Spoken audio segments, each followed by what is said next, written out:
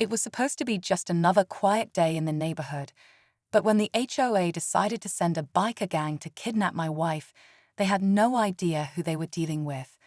The moment they stepped onto my property, they triggered something they couldn't control. You see, most people see me as just a regular guy, but what they didn't know was that I was once a deadly Delta Force commander, trained to handle situations like this with ruthless precision. My wife and I had always kept to ourselves, but the HOA didn't like that. They had their own agenda, and when they couldn't get their way with normal tactics, they resorted to sending a group of thugs to intimidate us. Little did they know, this wasn't going to be the easy job they thought it would be. As they stormed in, I could already feel the tension building. I didn't panic. In fact, I felt a calmness wash over me, knowing exactly what to do. But I couldn't help but wonder, what did they think would happen when they crossed the wrong person? And how far would they go when they realized their mistake? Stay tuned, because the real story is just about to unfold, and things are about to get intense. Before all of this happened, life was simple. My wife, Sarah, and I had moved to this suburban neighborhood looking for peace and quiet. A place where we could unwind, where I could finally escape the noise of my past. But the HOA wasn't a fan of privacy. They wanted control, and if you didn't fit their mold, they found ways to make you comply. At first, it was small things, complaints about the lawn, the paint color, or the mailbox. I didn't mind. After all, we were new, and I wanted to keep the peace. But when they started showing up at our door uninvited, demanding we follow their every rule, that's when I began to notice something darker beneath the surface. It wasn't long before I realized they weren't just picky about appearance. They were power-hungry. They wanted to dictate every aspect of our lives. Sarah and I had been through enough already. She didn't deserve to be dragged into this mess. So, when I saw the bikers roll up on our driveway that day, my blood started to boil. They had no idea what they were walking into. The loud engines roared as they parked in front of the house. I could feel the air shift, and that familiar, cold feeling crept back, like a switch had been flipped. My training was kicking in, but this wasn't a military operation. This was personal. The bikers dismounted one by one, their boots hitting the pavement with a thud. The leader, a towering man with a thick beard and a leather vest that read Viper Crew, stepped forward, his eyes scanning the front door. I could feel Sarah's presence beside me, her hand gripping mine tightly. She was scared, I could tell, but she didn't say a word. I didn't need her to. I had been through worse, much worse. They were trying to intimidate us, but I wasn't intimidated. I had seen terror in the eyes of men who thought they had power, men who were about to lose it all.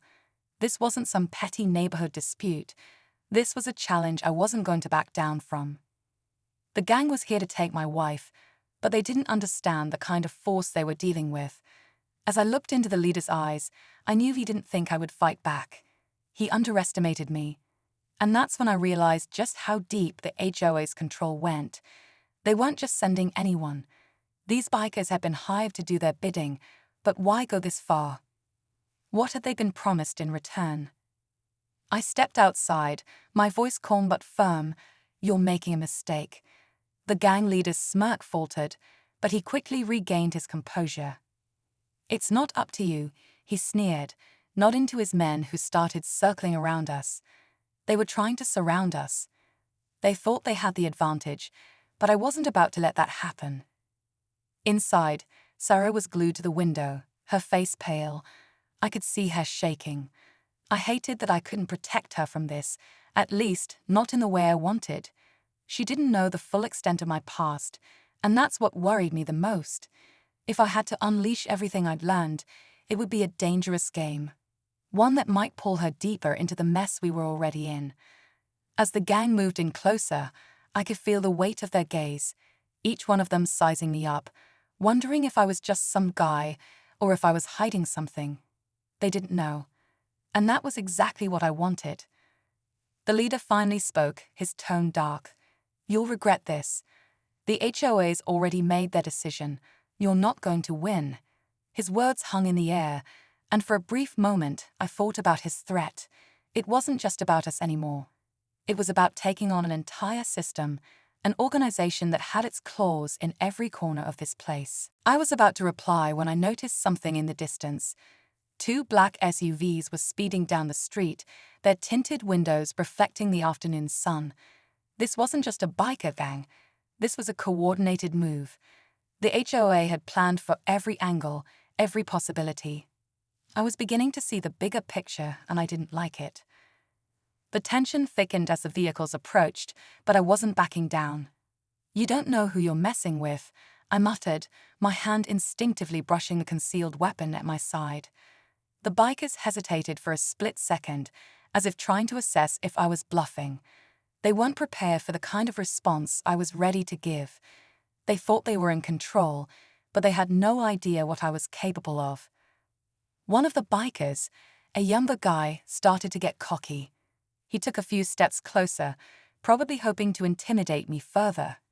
"You think you can take all of us on, old man," he taunted. His voice was full of arrogance, and I could see his fingers twitching, ready to escalate things. But then something unexpected happened. One of the SUVs pulled to a stop, and a figure stepped out. A man in a sharp suit, sunglasses shielding his eyes, moved towards us with an air of authority that made even the bikers pause. His expression was unreadable, and when he looked at me, it felt like he was sizing me up too. For a moment, everything was still. The bikers, Sarah, and I were all caught in this strange, uncomfortable silence. And I realized something. This man wasn't just here for the HOA. He was here because he knew who I was. The man in the suit stopped just a few feet away from the bikers, his hands casually tucked in his pockets as he surveyed the scene. He didn't speak immediately, but his presence alone seemed to shift the dynamic. The gang leader, who had been barking orders just moments ago, now stood silent, clearly unnerved. It was as if the man in the suit wasn't just another player in this twisted game. He was the one calling the shots. I watched him closely. His cold, calculating eyes met mine, and for a second, I felt that familiar tension in the air, the kind I had experienced in the military, right before a mission.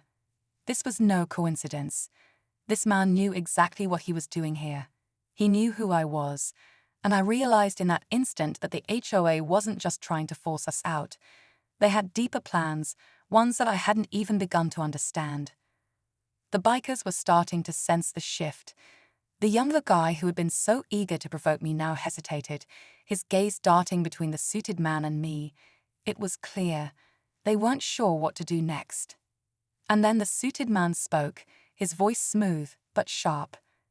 "You've made a mess of things," he said, addressing the gang leader. His tone wasn't angry, just disappointed. "But it's not too late to fix it. We can still come to an understanding." The gang leader gritted his teeth, clearly unsure of how to respond. But before he could say anything, the suited man turned to face me. "I was hoping this wouldn't get messy," he said, his eyes narrowing slightly. "But you've left me no choice."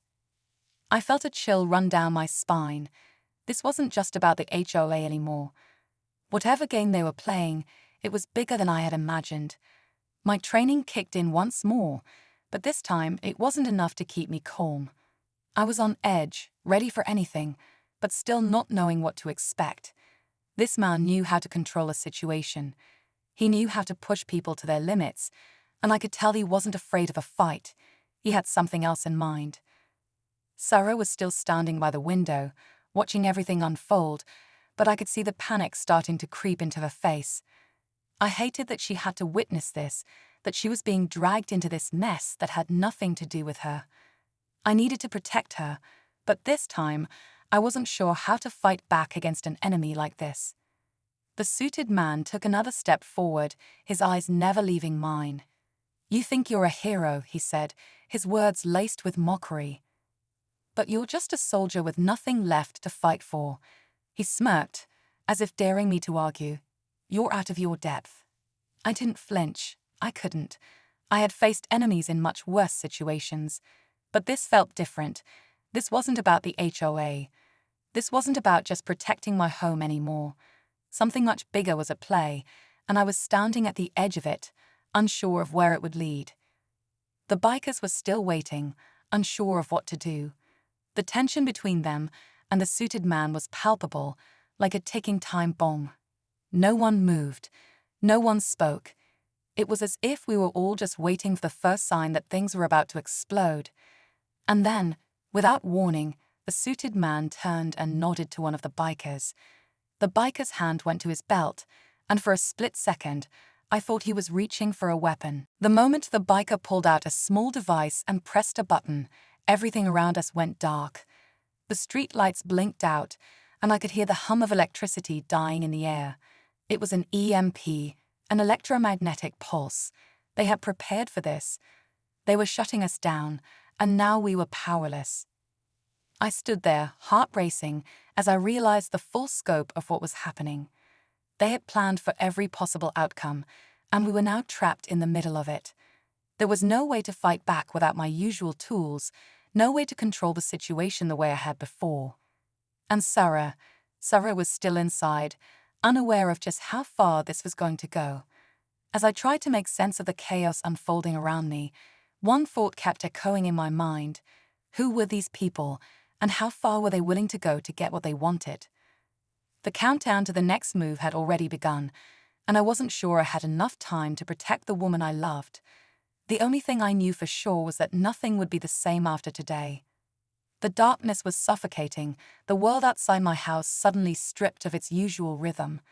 The faint hum of the neighborhood was gone, replaced by an eerie stillness. My mind raced. The EMP had cut the power, left me vulnerable, stripped of every advantage I had. But what really chilled me wasn't the absence of light.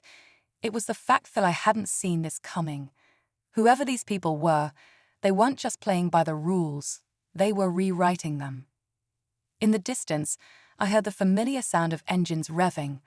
At first, I thought it was another biker from the gang trying to make a move, but something didn't feel right. The noise was different, closer, sharper, and there were more of them.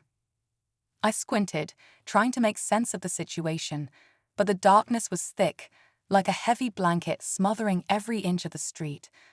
I couldn't see the new threat, but I could hear it growing closer. Then I heard a voice, a familiar voice, cut through the silence. It was Sarah. "No, no, please," she whispered, her voice trembling. "Don't do this." My heart skipped a beat. I hadn't realized she was outside.